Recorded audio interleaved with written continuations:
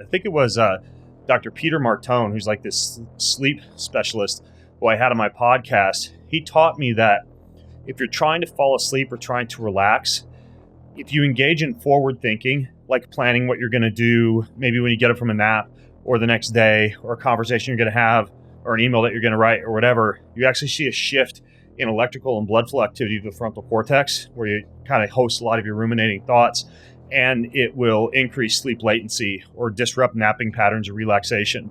But the complete opposite occurs if you force yourself to instead think back to, and you can start with very simple things like, what did I have for breakfast this morning? And what was the first thing I did when I got up? And then maybe, what did I have for dinner last night? What was my workout yesterday? Who did I talk to? And you train your brain to start to shift into the past. It's actually an incredible way to relax you.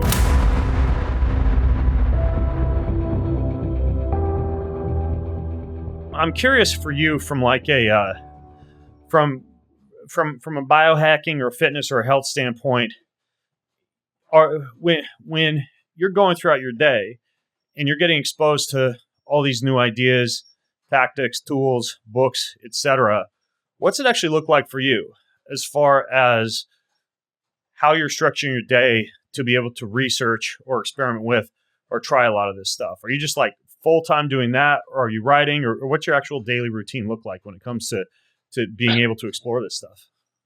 It's a good question. I mean, I'm a full-time biohacker these days, and that involves, testing devices, meeting speakers, hanging out with speakers, and traveling around the world and testing different things. Really, that's pretty much my full-time job these days. Part of it is obviously organizing speakers and brands with the conference, but really it's testing this. So my day is pretty structured most of the time. I do have a couple of days a week where there's no structure and it's basically just free flow to be in flow state. But generally, I wake up first thing in the morning, and one of the things that I've implemented that has made me so much more productive and happier is actually implementing the morning miracles. And I think I mentioned them briefly on our last podcast, which was Elrod.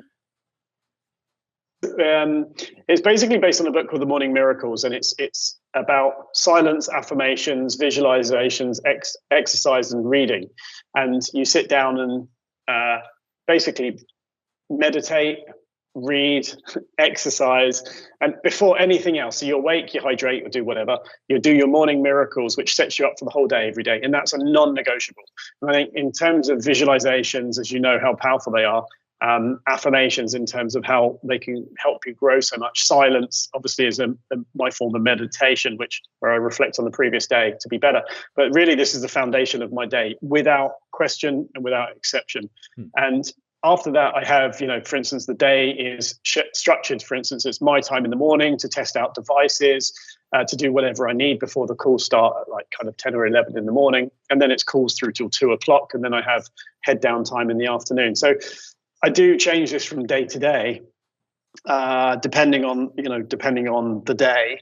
But really, a lot of my day is dedicated to testing using different biohacks these days. Yeah. And I think the Morning Miracles, I think it's Hal Elrod is the book and the program. I'll hunt it down and put it in the show notes for folks. But I'm curious, just as far as that Morning Miracles, the silence piece, what's that actually look like? Are you just like sitting quietly with the eyes closed? And if so, for how long? This is a really great question, actually, because I've always had trouble meditating. I've always been, 200 miles an hour, not wanting to sit still, always wanting to achieve stuff. And I tried the Sensate device, which I still use from time to time, but it was a staple for me because I found that the Sensate meditation device helped me hold myself accountable to doing it with a device. Describe that to people, what the Sensate is. So Sensate is like a teardrop-shaped device, which you actually put on your chest, on your breastbone, and it pulses, vibrates, or on your chest in time with the music or the sounds to help you get into a deep meditative state. It's a vagus nerve stimulation device as well. So it's really, think of it as a purring cat on your chest while you're meditating, which really takes you out of the mind space, puts you into the kinesthetic position, and helps you to distance yourself from the outside world. Yeah. So for me, that really guided me into being more of a meditator, but I still relied on a device. When I read the Morning Miracles, however, it said silence. So I would sit there and I would challenge myself to 10 minutes of silence, nothing, like literally nothing. And whatever came up, came up. But as I did this more and more, and I forced myself to do this, instead of meditation, silence is a key differentiator with it, because I didn't care what came up.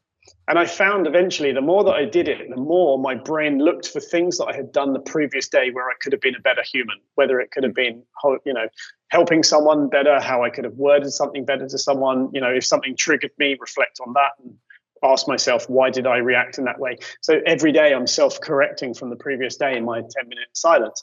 So this is really about self-growth and understanding things where I could have been better, how to be better. And I found since then I've been a self-correcting machine and worked through years of stuff very, very quickly, just from a 10-minute reflection. That's interesting. It sounds like almost unintentionally it shifts you into a state of what our many ancient philosophers would have called examine or self-examination, even without necessarily meaning to do so. If you let your thoughts fall back into the previous day's failures, mistakes, lessons learned, etc., I still think self-examination, which I do at the end of the day by playing the day back like a movie in my mind, typically as I'm falling asleep or sometimes with my family during evening meditation, it's a tremendous way to keep in touch with that concept of how you live your day is how you live your life. Because it's pretty easy to get into this like Groundhog Day scenario where you're not really improving, not learning from your failures, not growing as a person. But if you've carved out a certain time of day to actually measure that so that it can be managed, I think it's an incredible tool. And interestingly, I think it was Dr. Peter Martone, who's like this sleep specialist who I had on my podcast. He taught me that if you're trying to fall asleep or trying to relax, if you engage in forward thinking, like planning what you're going to do, maybe when you get up from a nap or the next day, or a conversation you're going to have, or an email that you're going to write or whatever, you actually see a shift in electrical and blood flow activity to the frontal cortex, where you kind of host a lot of your ruminating thoughts, and it will increase sleep latency or disrupt napping patterns or relaxation. But the complete opposite occurs if you force yourself to instead think back to, and you can start with very simple things like, what did I have for breakfast this morning? And what was the first thing I did when I got up? And then maybe, what did I have for dinner last night? What was my workout yesterday? Who did I talk to? And you train your brain to start to shift into the past. It's actually an incredible way to relax you because, Tim, you've probably seen like these devices. I think there's one called the EBB, that you literally wear around your head, and it circulates cold water near the forehead to apparently vasoconstrict and cause blood flow to shift away from that frontal cortex. And it is interesting because it does have that same relaxing effect. Unfortunately, it's difficult to relax with this giant headset on. but this idea of past processing versus future processing is something I find really interesting. Yeah. They say that, well, it's important to visualize where you want to go, but it's also important to visualize and work through where you've been. And I think, it's empowerment, opposed to most people, and I would put myself in this category for pretty much my whole life, of running around so much, doing so much stuff instead of being, doing.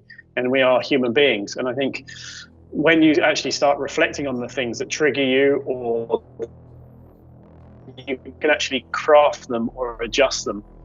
So I think it's in terms of making me grow up as a human, and to work through things and make my relationships better, and my health, my psychological health, which means your physical health obviously catches up with that as well. It's been probably the biggest game changer of my last 2 years.